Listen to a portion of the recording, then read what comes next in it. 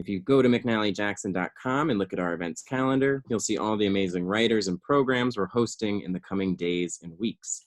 And I'm adding more every day as far ahead as the fall, so please keep an eye on the site or subscribe to our newsletter to hear more about what and who's coming soon. We're glad that we can still host these events this way, and we hope that they're palliative for you as they've been palliative for us during this difficult and confusing time.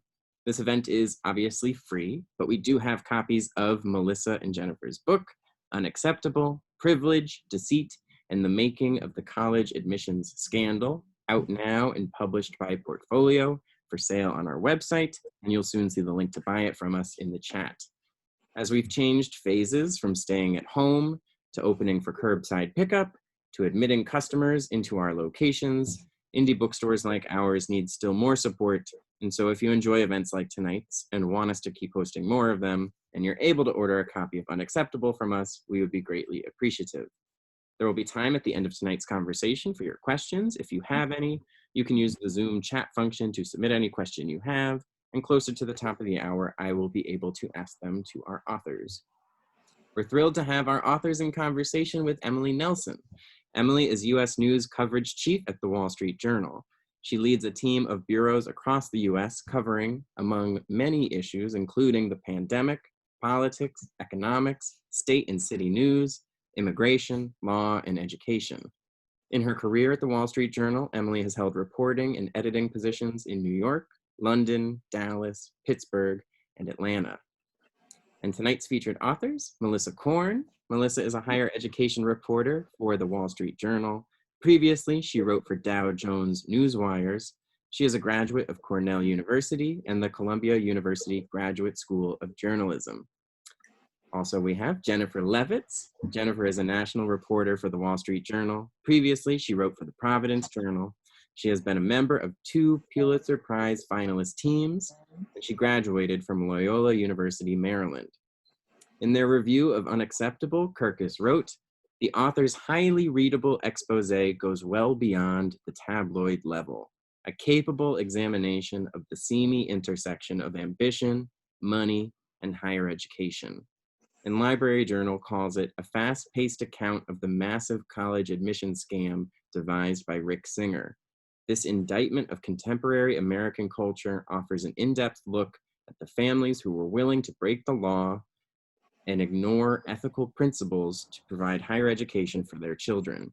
A well-researched and detailed picture of a crime emerging in an American culture corrupted by wealth and celebrity. It's our pleasure to have them here tonight to talk about the book with us. With that, I will pass things off to Emily. Terrific. We are thrilled to be here talking with you tonight about this captivating book. Let's start with the scam. Melissa, why don't you start us off? How did what prosecutors call Operation Varsity Blues work? How did mastermind Rick Singer think of it? Yes, so it was a really complex scheme, and that's one of the things that's so amazing about it, was just how many parts there were to it, how many people needed to be involved for it to be successful. So there was the testing part of it, where Rick Singer paid off test site administrators and a test proctor, and had his clients get their teens tested for learning differences so they could get extended time on their ACT or SAT. Once they got extended time, they could then register to take their tests at these particular sites, where the proctor would go after the student was done, fix some wrong answers, in some cases sit alongside the student and kind of feed them the answers, and in one case even take the test for a teen who was sitting home sick in another state. So that was the testing part. The other part, which is just as audacious, was athletic recruiting and really kind of undermining that system. Singer would pitch his clients, the teens, as star athletes, soccer players, rowers, tennis players. He would gin up an athletic profile for them, kind of a one-page resume, speaking about all the accolades and championships and things like that, pitch them to a school, pay off a coach or bribe a coach to have that teen flagged as a recruit, and the kid would get into school because recruited athletes get such a benefit in the admissions process. Wow, that is a scam. And Jennifer, what drove Singer with this? Was he trying to get rich? Was it something else? Yes, Rick Singer was an extraordinarily competitive man, to the point that everyone we spoke to from his childhood years at college, it would be one of the first things they'd say, that this guy just did not want to lose. If he played pickup basketball, he was throwing elbows. If he coached a little league team or little junior high kids, he'd try to run up the score by 50 points. He ran a call center and just got everyone to get on the phones more and turn the place around. And there was something about him, as one employee actually said, it was almost like his mind was jolted like a gambler when he won. So it seemed that with the parents, he took it as a personal challenge. He had these parents often who were almost just as competitive as him come to him, and it was a puzzle. This family wants Georgetown. This kid doesn't quite cut it, and he'd take it upon himself to do this. And I don't think it was really about money. He did become very rich, and we know he bought a big house, and he had nice cars and things. But he worked constantly, and he just worked around the clock. He really didn't take vacations. His house didn't really look like he lived in it that much. He didn't hobnob. He was invited to parties, invited to Paris, different things. He didn't go. Instead, at night, he'd be at the municipal pool doing laps to try to get his name on the leaderboard for the most laps. Wow, that's competitive. And what drives a parent to do this? I think is the culture and the community in which these parents lived. There's this very strange little bubble that allowed them to have a fairly warped view of the world and of what success was.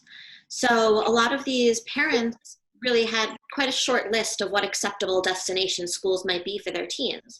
Not all of them, but a lot of them were fairly limited in that. It was almost a provincial view of higher education, this idea that it's kind of these few schools or bust. Without really understanding the nuance and how many other wonderful colleges were out there. So these parents, as Jennifer said, were quite competitive. They had targets. They wanted to meet their goals. They were also very busy people for the most part and wanted someone to just help make it happen, help do it for them. And Singer often came highly recommended either by friends, by a financial advisor, by neighbors. So his name got passed around. He seemed like a trusted source. And, for some of them, they went to Singer specifically for the illicit activity. For others, they started on the legal side and then went over the line as they worked closer and closer to college. Wow. And Jennifer, how did the parents come to cross the line that Melissa's talking about? It really varied. So some of the parents hired Singer for legal college counseling. And that went on for a good long time before they crossed the line. And other parents really came to him almost immediately, for his sort of dark arts. Heard about this, and there was some little, niceties, but they got very quickly down to business. And as far as how he got them to cross the line, some of the parents have certainly argued that they were manipulated, misled, they were confused. And we do know that there were conversations where he would talk to a parent and really just paint a very grim picture of this kid's chances. And of course, the parents sitting there kind of shocked because they had thought they would just keep moving in these very elite circles. And he's saying, no, it's just, you're not getting anywhere, you're not getting into schools. And so they would come away convinced that they had to do something to make their child stand out. So that's what many of them have kind of said. And we also know that he was very emotionally intelligent, and he was very good at sort of figuring out what a parent was worried about. Maybe they were worried the kid was a poor test taker, and figuring out like who might be amenable to crossing the line. Because remember, he had many legal clients that he didn't cross the line with. But on the other hand, as the prosecution has pointed out, that this was a criminal conspiracy. So you needed one person, Rick Singer, to bribe the coaches, set up the test site, but then you needed a parent to write the check and do all sorts of other things, ranging from flying the kid to a test site in Houston or West Hollywood to posing them on athletic equipment for sports they didn't play, to making up cover stories for the school, to writing a big check. And these crimes often played out over months. It wasn't, one day I just went into a store and in a lapse of judgment stole something. It was like months. So there were chances for people to back out along the way. So it's very interesting, the decisions that people made. And we tried to really get at that, and it really ranged, and you could see people just wrestling with this. But at some point at least for the ones who pleaded guilty, at some point they got on board. Right. It's amazing. And Melissa, as Jennifer's talking, I'm thinking of a couple scenes from your book that just really stuck out, where you show parents sort of questioning it or questioning their judgment when Felicity Huffman is driving her daughter. Can you tell us a bit about how that played out to the West Hollywood site? Yeah, so Huffman was working with Singer for her older daughter, and also used Singer for her younger daughter for college counseling. And with the older daughter, she kind of, as Jennifer described it, had slowly gotten more and more on board with the scheme. And then the day comes when she has to drive her daughter to the test site to take the test, and the daughter doesn't know that anything is amiss. She's going to take her SAT, but Felicity knows that Mark Riddell, this corrupt proctor, is going to fix her answers afterwards. So, they drive down from her house in the Hollywood Hills, and the daughter is nervous because you're taking your SAT. Everyone's nervous. She says, oh, maybe we can go get ice cream after. And Felicity, agrees, but her mind is clearly elsewhere. She is thinking, turn around, I need to turn around. And she doesn't. And she goes and she drops her daughter off, and her daughter takes the test, and then Mark Riddell fixes her answers, and she gets a wonderful score. And Huffman has spoken about how awful she felt in that moment, which is her head spinning, just thinking, she knew that what she was doing was wrong, but she just didn't stop. She just kept going. She stopped with her younger daughter a year later and say, you know what, we're not going to do this. It just doesn't feel right. And she and her husband pulled the plug on the scheme for the younger daughter just about a week before prosecutors were, bringing the case in, and about 2 weeks before they were arrested. Wow. And Jennifer, tell us what that arrest moment was like for the families. How did that morning play out? It still amazes me to think of what happened and what I would do if this was me. So basically, this had been in the works for weeks and had been kept very quiet. And so the FBI, I'll give you the example for Los Angeles because that was kind of the epicenter. And so the FBI there would have met in the dark, very early in the morning in like a Starbucks parking lot in about 13 different teams of many agents. And then they fanned out and they went to the homes, big homes, behind gates and long driveways, and they banged on the door, FBI, they were armed, and people were inside and they were almost all asleep. I know one mom was in her, Pilates clothes, and they were just, maybe they were up, but most were asleep and they were startled, and they went to the door and there was a team of people. And then if they, cooperated, they were allowed to kind of change into sweats or jeans or something. And they were, they brought them out and put them in government sedans and took them down to downtown LA to the big federal building. And they were really, this was a real exposure for them to, this was how criminals, I mean, it was there was nothing spared here. It was shackles. It was brought into this holding cells and face their photographs taken and fingerprint.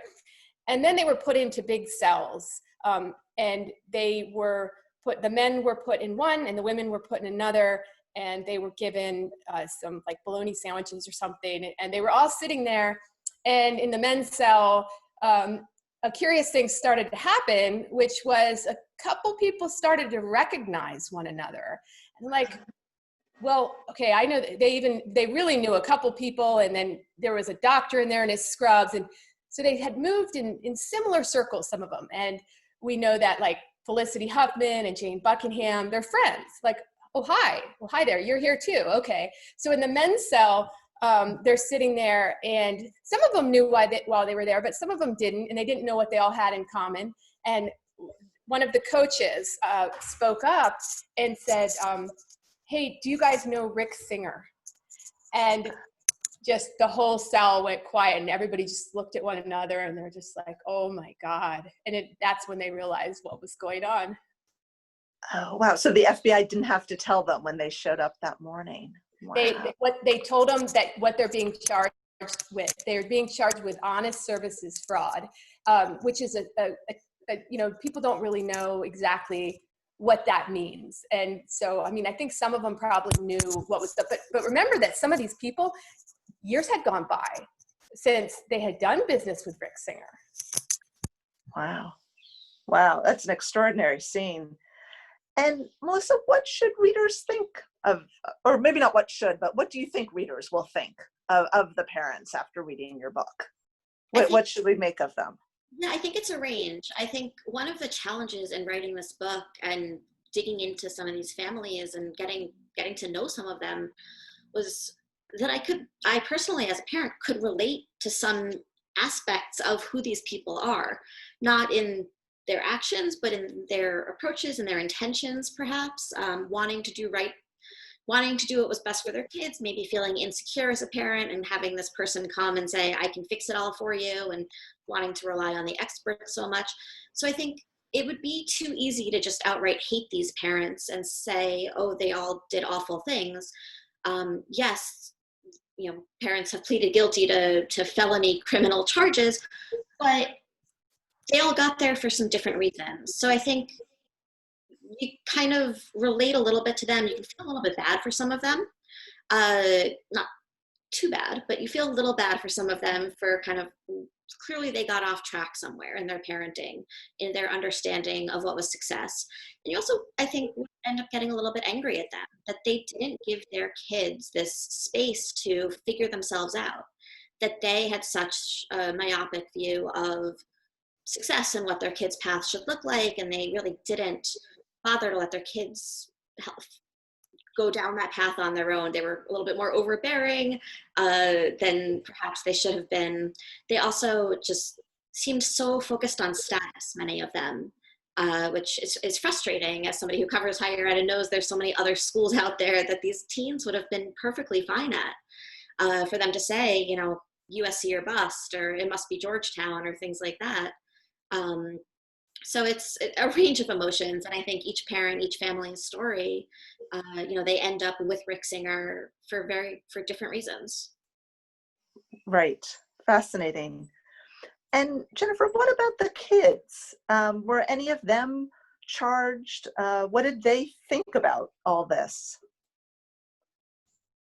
The U.S. Attorney's Office in Massachusetts, when they announced the charges against the parents, they said that some of the kids knew and some of them didn't, and it was a possibility that the kids could get charged. And that was March 2019.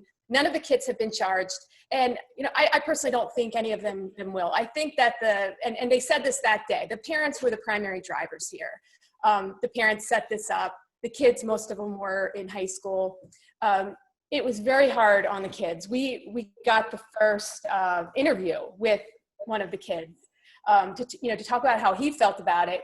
And it was pretty heartbreaking because he was a young man who was so talented already on his own. He was working so hard. He was, loading up the AP classes, and he'd been, as he described it, he'd been on like the college essay train since 9th grade, practicing. And so he also had a list of colleges that, didn't even include USC. He had a range of schools. They were some state schools and some smaller schools. He was interested in the environment, but he felt betrayed when this happened.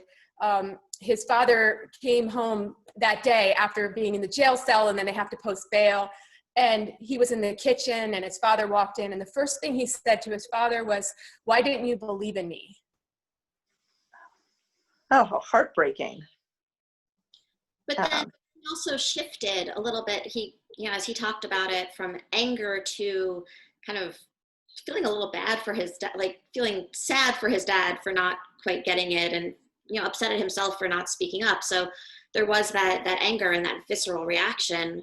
And then, when Jennifer spoke to him months later, he had a little bit more time to thought about it, a little bit more perspective, and a little bit more like, oh, that's really sad that my dad thought he needed to do this, thought that this was the path that he had to take. Mm-hmm. I think he grew up a lot from this incident. He said that he realized that his parents, and that a lot of parents in his community had been too invested in the kids' lives, and that he had just sort of gone along, and that he was 20 now, and he said he realized he wasn't gonna do this anymore. That he was gonna make his own decisions. In fact, when he made the decision to speak, he didn't consult with any of the lawyers or the family representatives. And I had to call get a little bit of information about the case and some tech. And the lawyers was like, he did what? He spoke to you? And later I found out the father was thinking, I can't believe he did this, and this is a huge mistake. But then when the story came out and his point of view was out there, and he was so thoughtful and well-spoken, they all said, we were wrong. Like, he could handle himself. And I think that he almost spoke out to prove a point. I can make a good decision. You can trust me. That's fascinating, right? So he proves them wrong twice in a way. Where are the kids now? It's a range. A number of the universities kicked students out once they were caught up in this. So Georgetown and Yale and Stanford rescinded admission offers or kicked out students who were already there. Someone who was at Northwestern was asked to leave. Yet at Wake Forest, where one of the women's volleyball coach had been charged and has pleaded not guilty, the school determined that the student didn't seem to know what was up when the parents paid Singer to pay this coach, as the prosecutors allege. The kid didn't seem to know what was up, so they can stay. USC reviewed dozens of cases, so cases of the kids whose parents were charged, and also other kids who it turned out were connected to all of this, even if their parents didn't face criminal charges. And not everyone was kicked out at USC. This young man that Jennifer and I have been talking about, he was still there, when we spoke to him over the winter. Others just left voluntarily. It's been a range. But those who did stay at their schools generally had to kind of defend themselves and say, listen, I actually do belong here on my own merits. Amidst all this, Melissa, tell us a little bit more. How hard is it to get into college? Did they really, I know they felt they needed to do this, but did they? It depends on what school they wanted to go to. So for the vast majority of students, go to colleges that admit the vast majority of applicants. So no, it is not hard to get into college, period. It is very hard to get into certain schools. And it has gotten a lot harder to get into some of those schools in the past 5, 10, 15 years. As application volumes have risen, admit rates drop, people see that, they get nervous, they decide to apply to more schools, application volumes rise again. It's this very vicious cycle. And when you're looking at schools that have admit rates in the 5 to 10% range, and that's, Ivy is in Stanford, and plenty of schools that are in the low teens now, USC is in there, it seems really daunting. So you can kind of understand why some parents or some families think that they need to kind of boost their odds a little bit, whether that's with SAT prep or an essay coach, or paying to have their kid go on a volunteer trip so they can put it on their resume. People are looking for a way to stand out in this sea of perfectly qualified applicants. These parents took it to quite another level. But there is a really palpable anxiety among parents of high school students when they see those low admit rates and they hear the horror stories of someone with a 4.0 or 4.5 weighted GPA who didn't get in anywhere. Right. And Jennifer, what's your sense from the high schools that are sending the kids to these schools, or the high schools where Rick Singer had clients? Is there any reform happening there?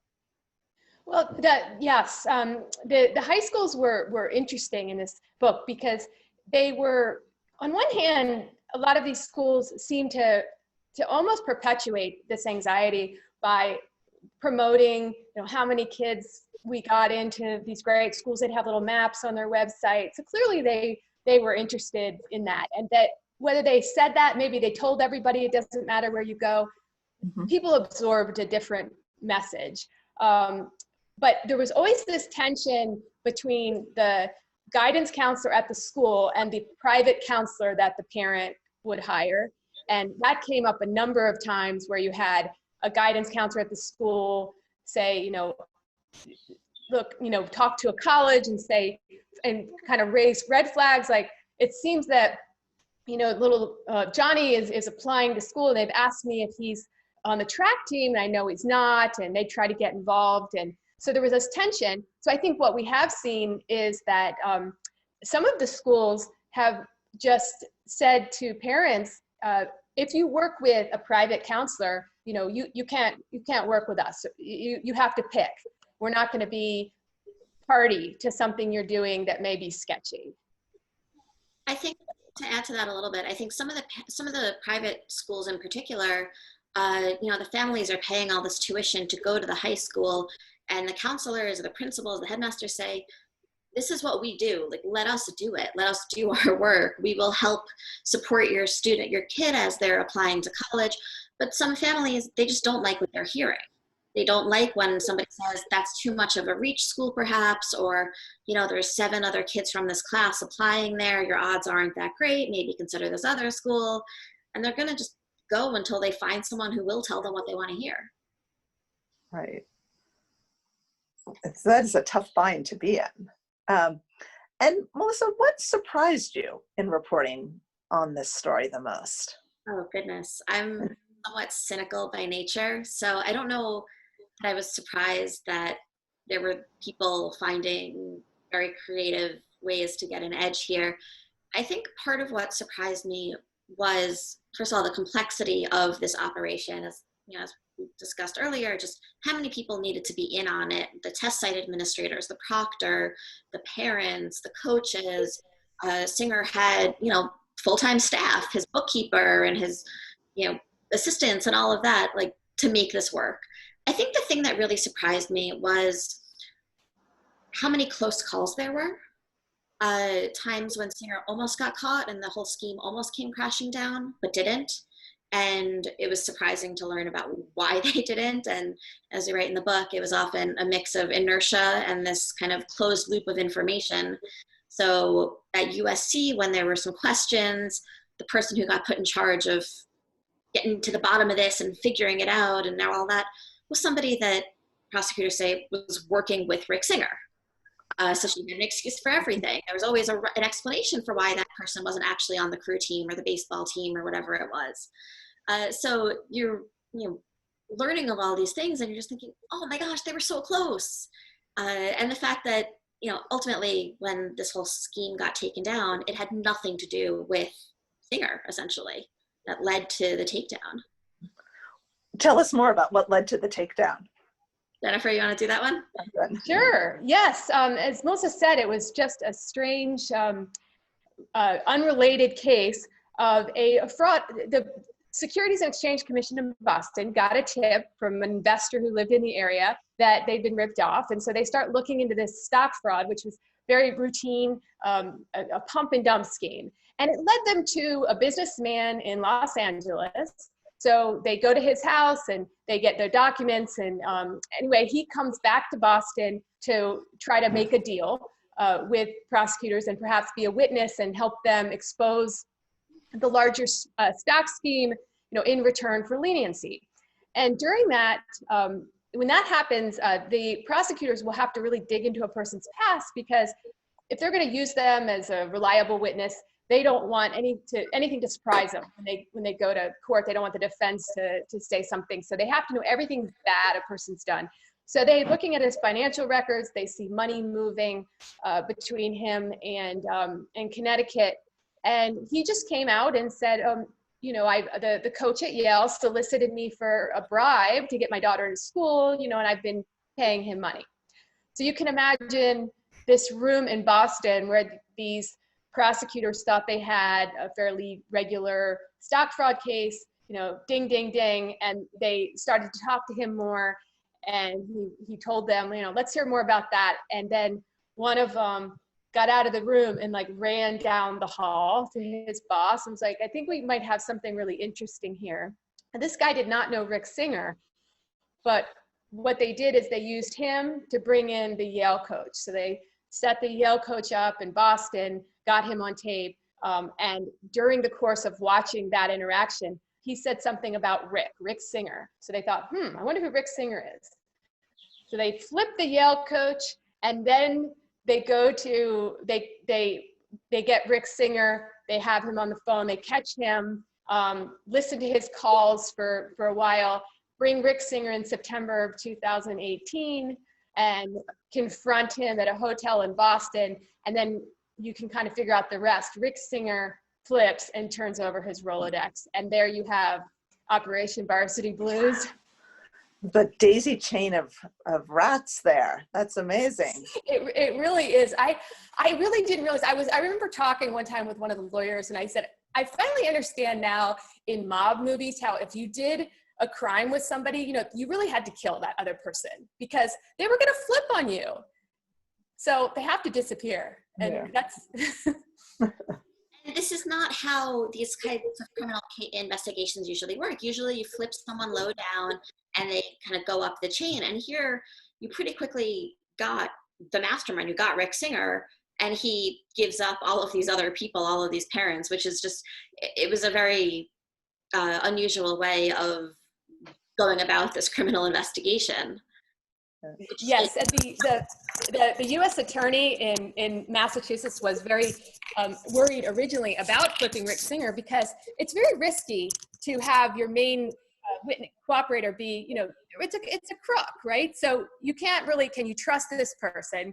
And can we believe what he's saying? And so sure enough, when they first flip him, he goes off the rails a little bit.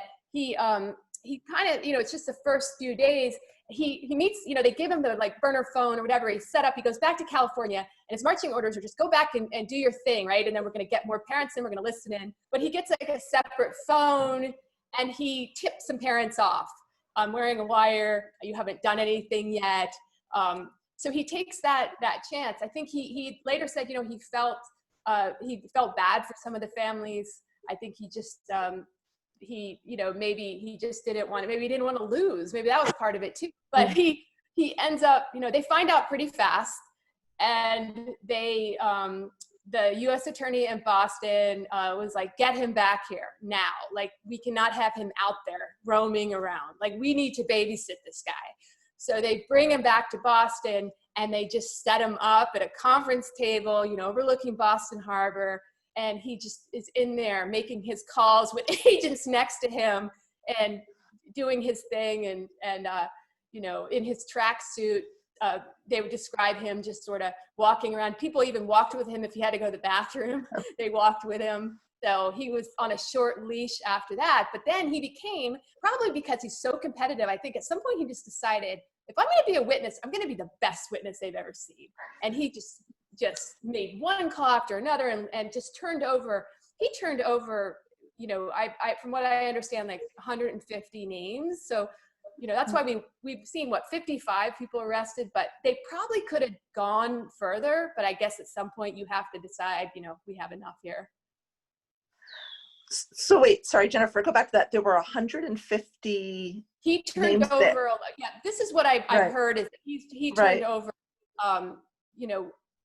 well over 100 names of he was going to be the best witness. And so you could go after, so, it was always a question, like there had to be more parents, but from the prosecutor's point of view, you have to build a case, you had to have, a lot of information, and they didn't have it on a lot of these people, but he did give them a lot of names. And we know, after this, as you remember, like there was that day, and then it would seem like this trickle of cases along the way. And we're still wondering sometimes, like, who else is out there, and are some parents, like we know, for instance, that there were quite a few parents who who got lawyers, because they were kind of, anticipating somebody's going to come knocking. I did something here. One dad just came forward. I don't think he could take it, It's like, Right. You got me. Went over to the cops and said, like, hey, I'm involved in this. Exactly. Right. Right. And so, right, there are presumably 70-something parents out there wondering if one pre-dawn knocked on the door. Right. Yes. I saw one question. Are we doing questions, or how should we do it? Or I'm not sure. Somebody. I do have some questions in the chat. Unless, Emily, do you have any other questions? No, let's, I can always come back. Let's start in with those. So a couple good questions from the chat. One was sent to me. What was the difference between writing a full-length book about a story like this and writing an article? So this is something that Jennifer and I certainly talked about a lot as both newspaper reporters. The longest stories I normally write are at most about 2,000 words, and this was, close to 100,000 words. So very daunting. Our agent actually really helped us frame it from the very beginning, before we knew how to do any of that or kind of what it was going to look like. And then we took really each chapter at a time. We would each work on an individual chapter or a different part of a chapter and swap. And we each kind of took ownership of certain families or certain characters in the book and would go in really deep on them and edit each other. We wrote the whole book in Google Docs. It was quite daunting at the outset, and then again at the very end, kind of intimidating. But each chapter was like a couple of those really long stories. And if we framed it like that, it seemed a little bit less terrifying. Yeah. Exactly. Right. I kept thinking, I had an editor who would say, how do you eat an elephant? One bite at a time. So I was just always thinking like, okay, just break it down. It's one chapter. I'm not writing an entire book. Today I'm writing this, thing. And I will say there's, it wasn't just scary. It was also liberating in some ways. And I say this with Emily, who is our editor at the Journal. But right, you have an opportunity to write dialogue, to write color, to create scenes, and it's all fact. Like none of this stuff is made up, but we were able to really paint a full picture in a way that you can't when you're limited to a few hundred words to tell the entire story. So it was a really interesting and fun opportunity to stretch these very different muscles. Another question. Could you please give us your best tips for interviewing witnesses and sources? Wow. I think just, I think acknowledging to people that this is, I know this is really hard, and that that you're probably scared to talk, and that it's, maybe you even feel like, why should I talk? But just, and I could say this because it was true, like, we really want to hear your side of the story. And, you're going to be in the book because you're in the files. Everything's written about you in the courts. We know everything from these documents, but help us fill in you, help us like humanize you, and present you, present the full story. And I think once we kind of did that, we did get some people to open up. It was hard. I mean, there was a number of awkward, kind of like lunches or something where somebody would come and order and just not eat and sit there and that kind of thing, But what do you think, Melissa? Yeah, sometimes it was a matter of just sitting there and letting the person slowly start to tell their story. You'd give a little prompt, and then they would open up more and then more and more, and then going back to them again a few weeks later, and they would have more to share. They would, their memory would have been jogged by that first conversation, and they'd want to tell a little bit more about it this time, or, oh, well, actually, I was thinking about it more, or I came across this email, and here's what really happened. I think what Jennifer said, telling them, you can't hide from this, right? Like, you are going to be part of this story. You can help make sure that it is full and fair and accurate, or you can pretend like it's not happening, stick your head in the sand, and we're still going to find ways to learn all of this information about you. When there were people who didn't want to talk themselves, sometimes they would say, you know, this person is sort of a proxy for me. This person can tell my backstory on my behalf. Or sometimes if they weren't offering up those people, we would go find them ourselves and then circle back to that primary person again and say, we know more about you now. Are you ready to share your side? And not in a threatening way, but in a, as Jennifer said, like, we want to hear the full story. Right, right.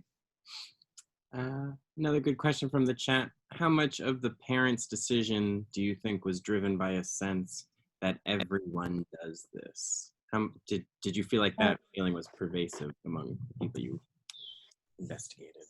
I think this is cocktail party conversation for parents, you know, in certain social circles. So I think, yeah, there was so much discussion of who's your SAT tutor, who are you using as the essay coach, who's your private soccer coach, right? These people lived in a world where this was normal. Like, the bare minimum you were going to do was going to get a test prep tutor. You know, you were being somehow remiss in your parenting duties if you didn't do at least that. So there was an assumption that everyone else is trying to game the system somehow, trying to get ahead. Everyone knew someone who had donated a building at some school or who was a double legacy or things like that. So there was the sense that if you weren't doing something, your kid was going to be missing out. Now, they didn't all think everyone else was doing exactly this or something to this extent, but they did kind of assume that other people were finding angles and edges and having a friend who's on the board somewhere write a letter of recommendation and those things that are kind of on the tamer end of the spectrum, perhaps. And to add to that, there was some funny, I don't mean funny, but just interesting dialogue in some of the taped conversations where parents were trying to get out of Rick Singer if someone else was doing it. You know, like, it would make them feel better. Is so-and-so doing it? And he would, I'm not going to get into his business, because I think they wanted to know, like, I'm not the only one doing this. Does it seem likely to you that if Rick Singer was operating like this on the West Coast, that there are not similar operations in other wealthy communities in other geographies? We discuss in the book a little bit a couple of other cases of people who found weaknesses and found ways of kind of manipulating the system. Here in New York on Long Island, there was a case not that long ago of somebody who was taking SATs for other teens. When he went off to college, he would fly home on the weekend so he could be taking tests for other young men or young women with kind of gender neutral names. His name was Sam. So yes, there are other people doing improper things to gain an edge, to game the system. And frankly, Singer wasn't just in California. He had clients all over the country, all over the world that he was working with legally and otherwise. We tell a story of somebody in the Boston area who was working with an international family and taking money for not great counseling. There definitely are other college counselors or people who call themselves college counselors who find loopholes. There was somebody in the Chicago suburbs who encouraged families to give up guardianship of their children so that the kids could apply for financial aid and get scholarships. It was something that the Wall Street Journal and ProPublica both reported on just this past year. So yeah, there are crazy schemes happening all over the place, and we keep trying to uncover more of them, and then new ones will pop up. And as schools move away from requiring the SAT and ACT, they're going test optional. Well, they're going to use some other criteria, and as soon as people figure out what that next kind of data point or information is, they're going to find a way to game it too. Could you talk a little bit more about the private college counseling industry? From your reporting, do you find that those who have used these services have improved college acceptance rates, or are these parents being sold a false bill of goods? What are the efficacy of those private college counseling? So it's a huge and quick, fast growing, it has been a fast growing industry. And it's everyone from people who have certifications and graduate degrees in counseling. Former college admissions officers often go into this business, former high school guidance counselors, all the way to a parent who, their kid got into Princeton, so they must know what they're doing. It's a broad range, and there aren't any licensing requirements or kind of standards of practice. You can join certain organizations and pledge your ethical intentions, but there really isn't any policing of the industry. So it's hard to say how effective they are for certain people. Yeah, and even with Rick Singer, we heard families and kids talk about, that school wasn't on my radar until he mentioned it, and it turned out to be just the best place possible for the kid. So yes, they can be helpful, they can be effective, and while there's an assumption that they only work with super wealthy families, many have rates that are reasonable for more middle income families as well, all around the country. And then there are private counselors who do a ton of pro bono work with students whose own high schools, they're going to get 10 guidance counselor once their senior year. And they really do need additional support and guidance, and their high school isn't providing it. So someone from outside might really be able to help.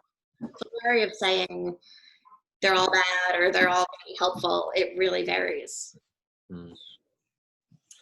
Another question from the chat in a comment. Thank you all for your excellent reporting. Aside from the degree of culpability, were there other factors that determined which parents the prosecutors decided to charge? Did Felicity Huffman and Lori Laughlin's celebrity status play a role? That's a good question. They were high profile, but I don't know that their celebrity status played a role, because there were a number of parents who were wealthy and who you would have never heard of. I think that his clients, Rick Singer dealt that they were wealthy people, because you kind of had to be to work with him. So they were going to be from some of the higher tiers, and different professions. I think that one of the main thing that for the prosecutors, they had to pick cases that they had they felt they had some evidence that the parent knew that they were doing something wrong. They wanted to get people on tape. They wanted to know that the parent had already, that they paid Rick Singer. So they were really looking for concrete evidence to try to build this case. So that's why they went to the lengths they did to get him to call all these parents, even parents that he already done deals with earlier, and give a cover story, which is, my charity is getting audited, and I just want to let you know that you may be getting a call. So just let's talk about, remember how I got your son into school as a tennis player and he didn't play, and some of the parents were like, oh yes, that's right, okay. And then they got them to sort of just reiterate what they had done on the phone, because apparently when you're doing these sting operations, a tax call is a real winner, because no one likes to get audited, and they want to get the story straight. They want, what should I say, and what was this for? So they would hash it out, and that's why they had him do that, because they had to know by that, in the view of the government, you were admitting, that you'd done something wrong. So I think those are the cases they went after, and there was a number of cases they just chose not to pursue. But they had, some other big names that we heard of that they didn't go after. So I think it was more about the evidence. But certainly those two parents, they became like the face of it, because they were so well known. But there were some big names in the financial world, and Silicon Valley. So it was almost unfortunate for the actresses. And I think I have time for one last question that you sort of touched on earlier, Melissa, but it's worth asking again.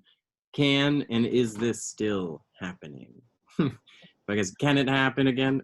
Of course it can happen again. And we just have to depend on intrepid reporters like yourselves to cover it.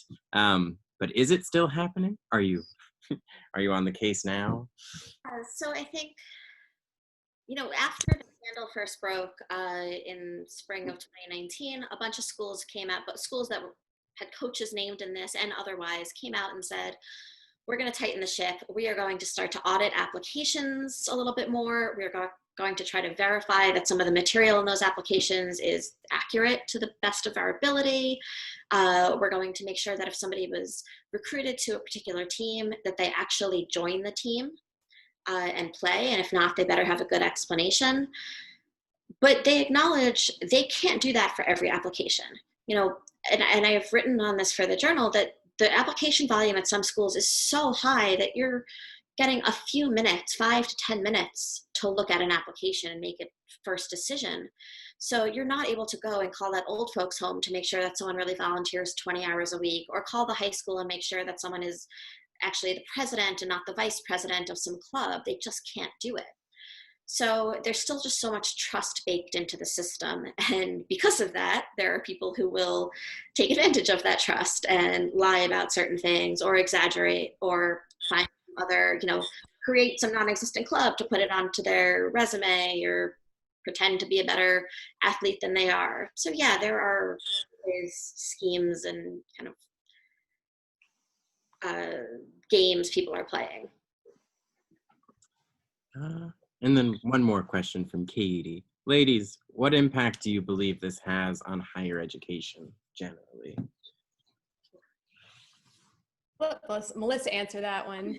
My answer might have been different a few months ago, but with the pandemic, we've seen so many schools face really serious financial challenges, really existential questions at the moment of how do they proceed given everything going on. And I think it's really hard for a school right now to say that they're not going to pay attention to who's a full paying student or who can dangle $100,000 or $1 million or $10 million.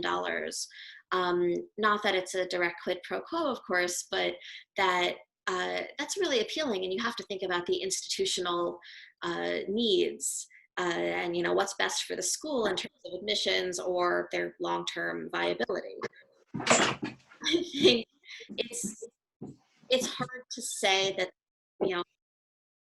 this scandal will have a huge impact on higher education with moments of introspection and soul searching and all that stuff. I think there was a little bit of that, but I think a lot of schools did pretty quickly return to their kind of standard operating procedure.